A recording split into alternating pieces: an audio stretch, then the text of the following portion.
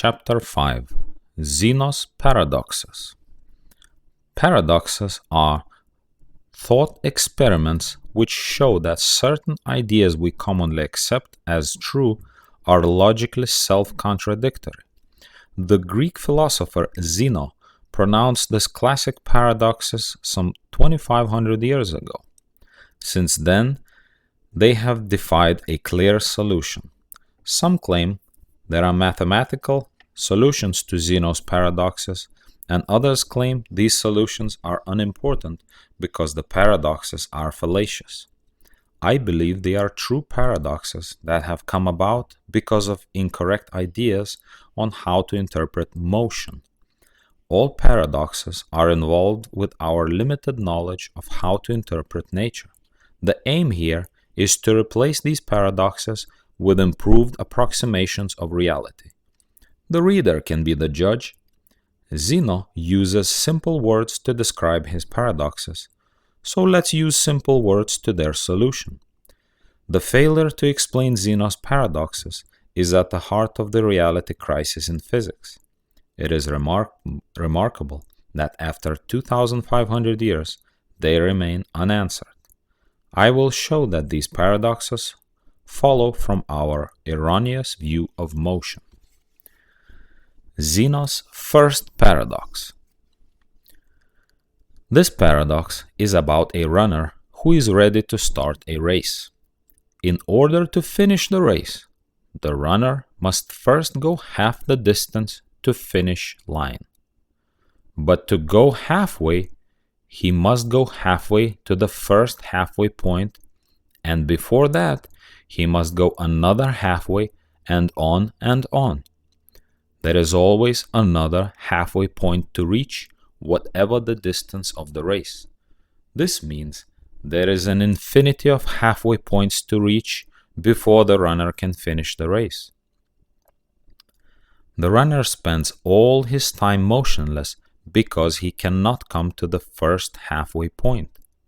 In reality, the runner does get started, and he has forward motion. But what is wrong with our perception of the paradox? Zeno knew his paradoxes did not describe reality. He challenged us, however, to explain why they were paradoxical. Zeno's second paradox. This paradox involves a race between the speedy Achilles and the much slower tortoise. The tortoise is given a head start, and the challenge is for Achilles to catch and pass the tortoise. Zeno points out that every time Achilles arrives at a point from which the tortoise has departed, the tortoise has moved farther on. Wherever the tortoise is, by the time Achilles gets there, the tortoise has moved farther on again. Because of this, Zeno argues, Achilles can never catch the tortoise. We are involved again with an infinity of distances between the departure of the tortoise and the arrival of Achilles. The tortoise is always some distance ahead because Zeno always requires Achilles to arrive at a fixed point from which the tortoise has just departed. No matter how short the distance, the tortoise will have moved every time Achilles reaches the tortoise's new point of departure. However, in reality, Achilles does pass the tortoise. Therefore, where have we gone astray in how we perceive motion? Zeno's third paradox. This third paradox involves the motion of the arrow in flight. Zeno insists that if the arrow occupies a specific location at any instant, then at any instant the arrow cannot be moving. Anything occupying a place must be at rest. Since the instant of being somewhere can be any instant along the path of motion, then it is presumably clear that the arrow cannot be moving. But the observed arrow does move with respect to the observer. Has our perception of motion failed to approach the reality of motion? Zeno insists that objects are either continually moving or they are continually at rest. If an object occupies a specific place, then it is at rest. If it is moving, it is always out of a specific place. Herein lies the deception in the paradoxes. Reason tells us that something must be somewhere even while it is in motion. But to provide a place for a something in motion is to identify that place. The place must be measurable. To measure its location, there must be a specific unchanging location for this object in motion. Yet this cannot be, because a specific unchanging location indicates a state of rest for the object and hence non-motion. The points of position that Zeno places on the pathways of motion are the same points of position we place on the pathways of motion to understand motion and where objects in motion will be at any given time. The moon and earth are in continuous motion, and yet it is important to identify their relative positions to know where they will be. For example, due to the influence of the moon upon tidal changes, it is important to know where the moon will be at any specific time. But according to Zeno, if the moon has a specific position at a specific time, then while it occupies a specific location, it cannot be moving. How can we explain this and still end up with a theoretical world with cause and effect and a one-to-one correspondence with reality? All particles, all objects, and all humans use emission and absorption to interact with the world around them. These two separate stages, emission and absorption, depend upon each other. Stage 1 is departure and the motion of emission. Stage 2 is arrival and the fill of absorption with a cessation of motion. Emission is the physical of the one using the zero of a pathway for motion, and absorption is the physical of the one entering a zero. Motion is emission used to leave zero, and the cessation of motion is absorption, where is the entering of a zero. The cessation of motion means motion has been completed for entering the parameters of the whole. From this phenomenon, we can conclude the emission, departure, and absorption, arrival, are opposites which come from the binary 0 and 1 opposites that form the foundation of the universe. Opposites define, corollary number 9, each other, and both stages of emission and absorption are necessary for our awareness of each opposite. The prior condition of absorption and arrival allows us to gain awareness of emission, and emission allows us to gain awareness of absorption. It takes motion to know non-motion, and non-motion to know motion, as it takes on to know off, and off to know on. This dependency factor between emission and absorption must be a part of the pathways used by Zeno to unravel his paradoxes. There is no distinction of the pathway 0 unless we have physical 1 borders to define it, and we need borders to define the length of this pathway of motion, and this is provided by defining where motion will start and stop. Every pathway includes a starting place before motion, emission, and a stopping place for absorption and the cessation of motion. Borders of motion are defined by borders of non-motion, and borders of non-motion are defined by borders of motion. By separating motion and non-motion through emission, motion, and absorption, non-motion, there is a straightforward way to solve these paradoxes. In all of Zeno's paradoxes, he provides a path of motion for his moving objects. For the path to be defined, however, we must include the beginning, start, and end, stop, of the path. Before the start and the stop, there are non-motion events to define motion. The stop and start give the borders to determine where motion will take place. It is important to note that in reality, motion is always separate from position. Position occurs at the specific locations before the start of motion and at the stop of motion. Position and specific locations are the non-motion and resting states used to define motion's specific pathway. Without knowing the pathway of motion, we cannot define and understand motion. Non-motion does not mean absolute motionlessness. In reality, it appears impossible to reach a state of absolute motionlessness. What appears motionless does have motion at some microcosmic level. The term non-motion names the arrival phase within the whole that is the goal. In this treatise, non-motion is intended to show that the motion necessary for arrival within the boundaries of a particular whole has ceased. Non-motion indicates there is no motion outside the identifiable borders of the whole used for absorption.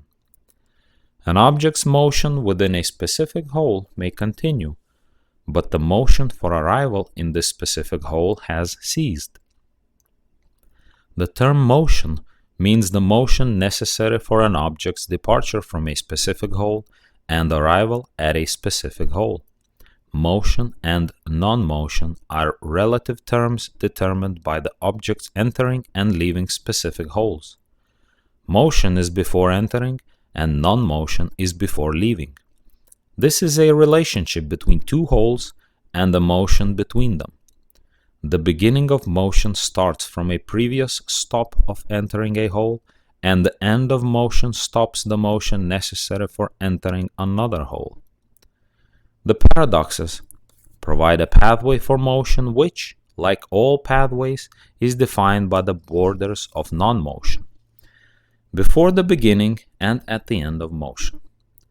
The starting and finishing lines are the specific points necessary for emission to start from the past absorption, non-motion before the start of motion, and for emission to end with absorption. As Zeno starts his runners and arrows along his initial pathway, he changes the pathway by placing new points and specific locations of departure and arrival that replace the initial pathway with an infinity of pathways.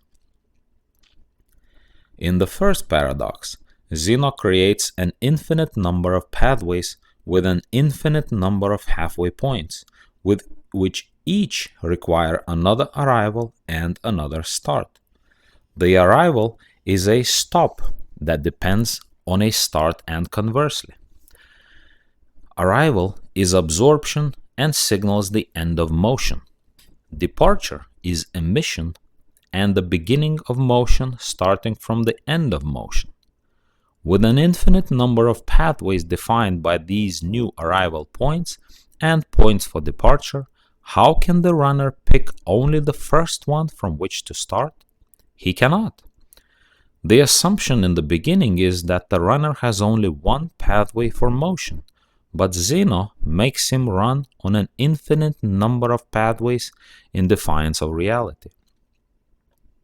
A real running path must always have a single beginning place, start, and a single ending place, finish. Relative to an observer, the runner must either be a part of motion or a part of no motion. Zeno's halfway points of arrival require infinite processes of motion and non-motion along a path designed for only motion.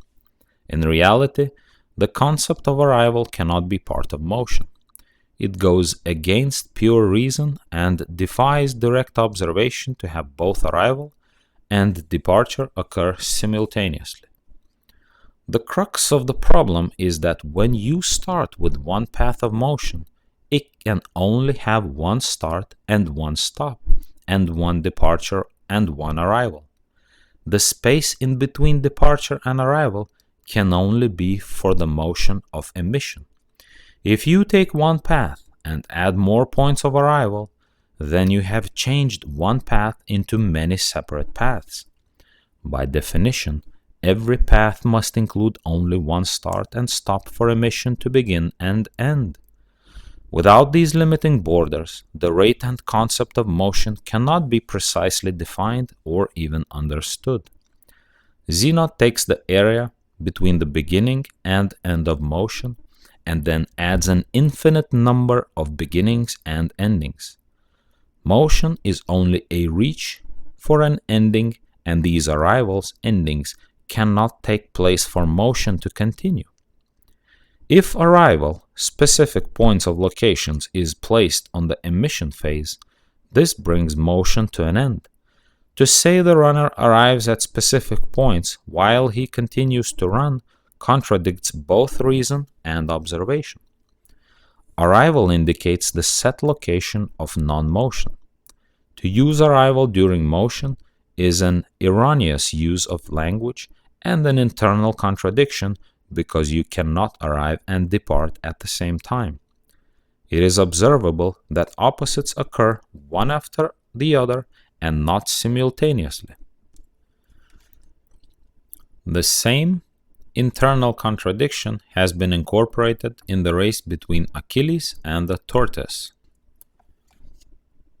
Zeno requires new arrival points for Achilles where the tortoise begins another departure. He creates his paradox with an infinite series of absorption arrival and emission departure points for both Achilles and the tortoise, and therefore establishes an infinite series of separate paths of motion that originally started out as one path of motion.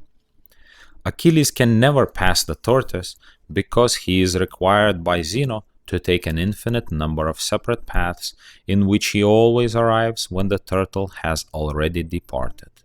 Again, the concept of specific locations and points along the path of motion can never be a part of motion because it is part of non-motion.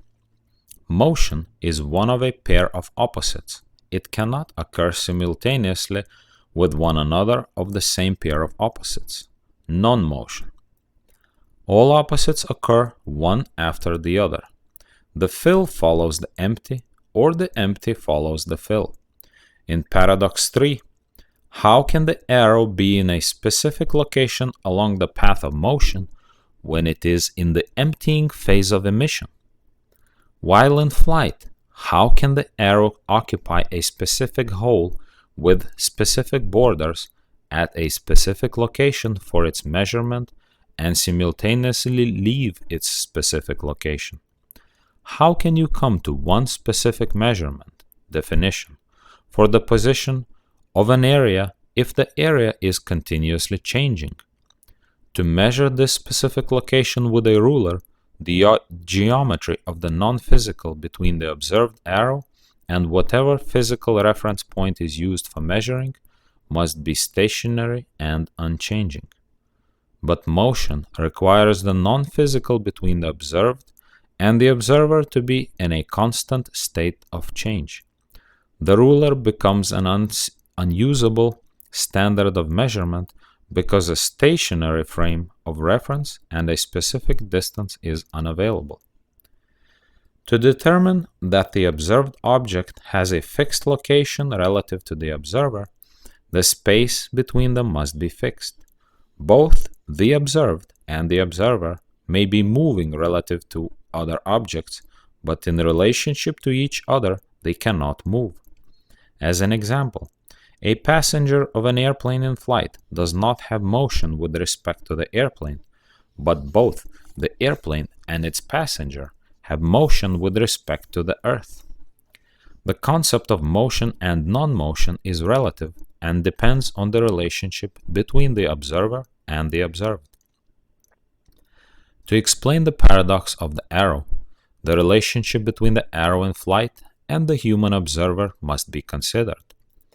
The observer may insist on the arrow being in specific locations during its flight because he can mentally imagine it being at one place or another. The relevant question to ask is, does the arrow really occupy specific places, or does the observer's mind use specific locations for perceiving the arrow? Does the mental image of the arrow having fixed locations come from the observer's attempt to substitute that image in place of the arrow's actual motion?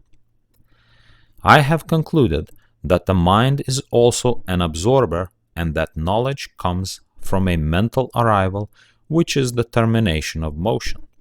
Light emission stimulates our senses with absorption in the brain. If knowledge is an arrival stage in the mind, and arrival is a suspension of motion, then how do we identify motion? How can we observe and understand motion if knowledge itself is absorption, the positional requirement of non-motion? Motion is the means of knowledge, but motion also ends with knowledge acquisition. A solution can be found in comparing the brain to a motion picture camera. After exposing the film to moving objects and processing the negatives, the film consists of a series of non-moving pictures that have specific locations. To create the perception of motion, the film is placed in a projector that will move, transport the film past the projection lens. The camera is not a recording device. The camera is a recording device. The pictures recorded on motion picture film record the act of photon absorption. The photographic film records the light particles that have arrived and reached non-motion through motion. Each light particle, one, strikes the film and is absorbed, recorded, at a specific place on the film. Like photographic films, the brain absorbs and records arrivals of information at specific location. But if our brain only records still pictures, how can we perceive motion? Our sense of motion comes from a rapid series of still images, absorptions, taking place one after the other, similar to the project flashing separate still pictures at a regulated speed. The individual recordings of the mind are accomplished fast enough to also give us this mental sense of motion. Our perception of motion is created by a rapid series of separate arrival stages. The projector within our mind can play back on command our recorded memory of a series of still mental photographs to create the perception of motion. The way the mind works helps explain our difficulty in unraveling Zeno's paradoxes. If the arrow's motion is visualized through a rapid series of specific locations, positions, in the mind, then it is easy to project this visualization upon the actual arrow or any object in motion. We are confusing the mind's perception of an arrow in flight with the arrow's actual flight. The observer observes a series of non-motion events within the mind, but the arrow's flight in motion without non-motion events. Our eyes and mind absorb the light reflected from the arrow in its motional state, as well as the other objects in non-motion states. But the arrow in flight is in a state of continuous motion. The light particles reflected from the arrow reach non-motion for us and not non-motion for the arrow. It is through recordings by the process of absorption that we attempt to measure and define the world around us. Absorption occurs whether objects are moving or not moving with respect to us. When we envision the arrow at a fixed location while in motion, it means this is where the arrow would have been if this motion had stopped. Instead of the arrow actually being at a fixed place, we have assumed that fixed place for the arrow. An example of this involves the use of a trainer's stopwatch to determine the position of his runner halfway through the race. Before starting, the runner has a specific location with respect to the track and the trainer. However, at the halfway point, the runner in motion does not have an actual specific location with respect to the trainer or the track. This is because the relationship between the runner in motion and the trainer not in motion is in a continuous state of change. To take the runner's time at the halfway point, the trainer must assume the runner's position at the halfway point. A return to an actual position relative to the trainer will not occur until the runner finishes his motion at the finish line. With a stopwatch, the trainer records the runner's actual position at the start by the actual position of the watch at its start. He then records the runner's assumed position at the halfway point by stopping the watch. The runner's motion is surrounded by the actual position of the watch at its start and stop. At the halfway point, the stopwatch hand has a fixed position, but not the runner is in motion, who has no fixed position. This is how the runner's rate of motion is measured. This is another example of how opposites define each other. Let us time the runner at the beginning and end of this motion. We surround the motion of the runner with position, no motion, at the start and stop of the stopwatch to define his motion. We take the position, non-motion, of the watch hand at the beginning and at the end of the runner's motion. The time lapse of motion between the two timing positions on the watch, start and stop, will give us the rate and speed of the runner's motion. We get rates of time for motion whether we assume a position for the object in motion or whether the object actually has position. In a like manner, to determine the time parameters for position instead of motion, we now surround position with motion. We use the end and the beginning of emission to give us a time frame for absorption, and we use the end and beginning of absorption to give us a time frame for emission, motion. One opposite, motion or position, is used to define the other opposite. Wherever we experience a problem defining something, it is essential to study its opposite to create a definition or enhance its precision. See corollary number 9. The above illustration of emission and absorption defining each other explains why they do not occur simultaneously. I have aimed to show that they follow one another. In creating his paradoxes, Zeno placed the stage of absorption, specific points and locations, within the stage of motion, emission. His paradoxes require departure and arrival at the same time, and that objects in motion be placed at a specific location and leave that specific location at the same time.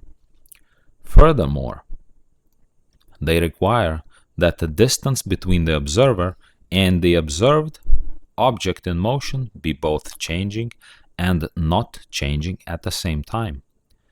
Zeno's venerable problems are paradoxical because once their solution is found, his paradoxes contradict both reason and observation. Position can be assumed for the observed object in motion, but that object cannot have an actual position relative to the observer. This does not deny the existence of the observed object, but it does deny that the observed object in motion has an unchanging dimensional relationship with the observer. In reality, Zeno's runner moves from the start to the finish, and Achilles moves past the tortoise because they never arrive at specific points during their motion. Zeno and his paradoxes notwithstanding, arrival can never occur during motion, and therefore arrival can never be a part of motion. The position of arrival occurs at the end of motion.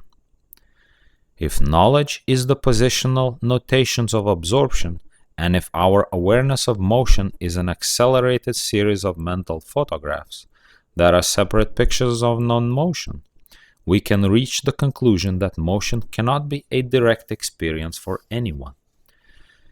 This conclusion is based on observational evidence of how nature works. This is another example that motion is a means to reach observational processes and is not a direct part of observation. Motion is an indirect and prior process that must cease before mental pictures are possible. This will be an important conclusion from the discussion of quantum physics in the following chapter. I am not suggesting that because motion and position cannot occur simultaneously, that we must wait for motion to stop before it can be measured. To be sure, if we waited for physical motion to stop, scientists might as well close their labs and go home. It is important to assume a position for an object in motion, even though in actuality it has no position. This assumption allows assumed positional predictions for the moon and planets of the solar system. By assuming planetary positions, we need not create actual planetary positions during their motion. It is useful to say whether they will be at a specific time, as long as we understand this is where they would have been if they had stopped their motion. Some may say, so what difference does it make whether position is actual or assumed? It should be emphasized that the reality crisis in physics is tied to this fundamental question. The mathematics of quantum physics concludes that in the microcosm, position and momentum of subatomic particles are mutually exclusive. Quantum mathematics indicates that when we measure the position of a particle, we cannot measure its momentum, and when we can measure momentum, we cannot measure position. This was noticed in the matrices of Heisenberg's quantum questions. It denies the existence of objects with both specific locations and paths of motion at the same time. However, physicists still insist that position and motion, momentum, are simultaneous events. The present conclusion by some is that reality is different in the microcosm than the macrocosm. However, what if the quantum questions are dealing with actual positional processes and are showing that actual position is separate from motion? What if the mathematics indicates that position and motion are not simultaneous? Through these equations, is nature telling us that actual position does not occur during motion? What if in the macrocosm of up there, we also cannot have knowledge of actual position and momentum simultaneously, as the equations state for down there in the microcosm? Could both the microcosm and the macrocosm be following the same rules? Is the obvious eluding us again? The importance of solving Zeno's paradoxes is very much involved in the way we interpret the world. The paradoxes invented by Zeno attempt to place the points and specific locations of no motion on the path of the object in motion. But motion cannot include arrival locations along its path. Arrival can only become part of the end of motion. To say an object has arrived while still in motion is a false description of motion. To have any meaning, each pathway must have a beginning and an end with motion in between. It goes against reason to inflict an end, arrival at specific locations, to motion while the object continues to move.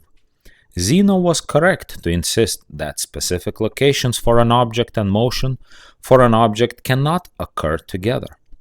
To place actual position on an observed with respect to the observer, you must have non-changing spatial, zero boundaries between them.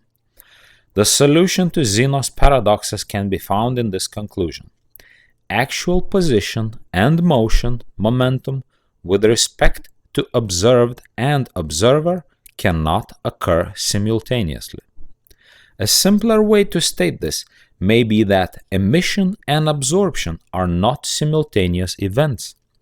Each requires the prior existence of the other before it can occur. Absorption is the starting point for emission, and at the end of emission is the starting point of absorption. Emission is motion that is part of momentum, and absorption is the end of motion and the reaching of position. In creating the paradox of the arrow, Zeno established only the arrow's path of motion by excluding reference to before and after the arrow's motion. Going beyond Zeno, we start by identifying the arrow at the absorption stage within the drawn bow. This is followed by the arrow's departure, emission, and motion, and then on to arrival and absorption at the target. When Zeno places points, specific locations, on the path of motion, he places the target of arrival on the path of motion when instead it follows after motion. The bow is also a target for the motion of the arrow to arrive at the drawn position. Position of the arrow in the bow is required for motion to start, and position at the target is required for motion to stop. In the beginning, if we separate both the non-motion, no motion, before the start and the non-motion of the stop, with motion in between, then we can define and understand the true pathway for motion. When we break with Zeno and finally stop changing the parameters of motion with new stops and starts, his classical paradoxes are no longer paradoxical.